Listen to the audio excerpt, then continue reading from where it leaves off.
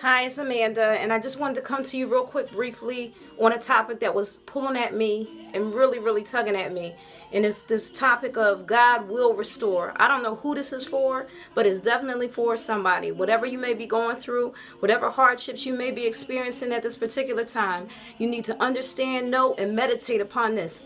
God will restore. So quickly, I want to go to Joel 2, and we're going to be studying real quick.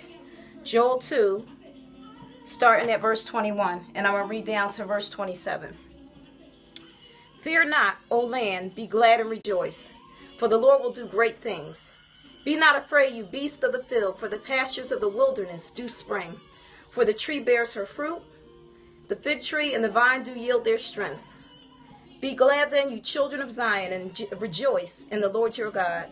For he has given you the former rain moderately, and he will cause to come down for you the former rain, and the latter rain in the first month. And the floor shall be full of wheat, and the fat shall overflow with wine and oil.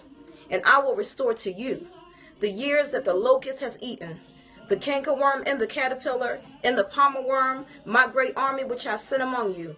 And you shall eat in plenty and be satisfied, and praise the name of the Lord your God that has dealt wondrously with you. And my people shall never be ashamed.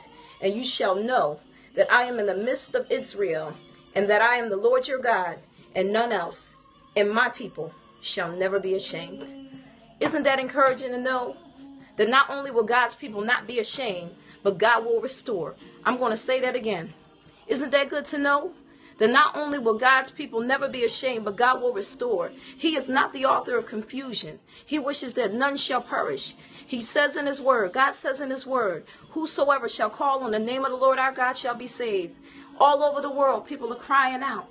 God is able. He's able to do exceedingly and abundantly. This is your time to be restored. If you would just believe it, if you would just cry out to God, if you would just humble yourself in his sight, he will lift you up.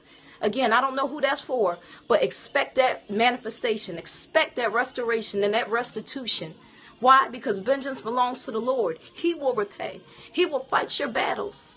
He will. He said, forgive that you be forgiven. I don't know what it is that you're holding on to. Maybe it's strife. Maybe it's bitterness. Maybe it's an injustice. Let the Lord fight your battle. He said he executes righteousness and judgment for all that are oppressed, but he's rich in mercy and favor. Let God be God in your life.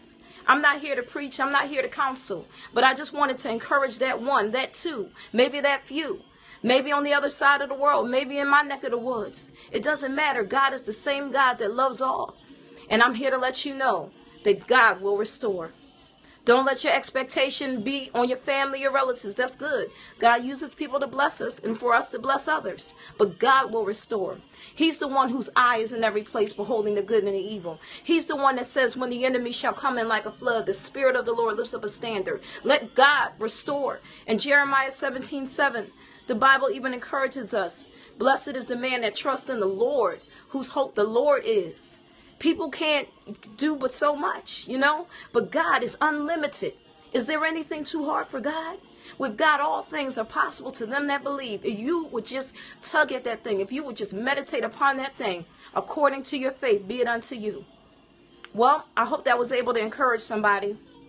I'll be checking in with you later. Shalom. God will restore.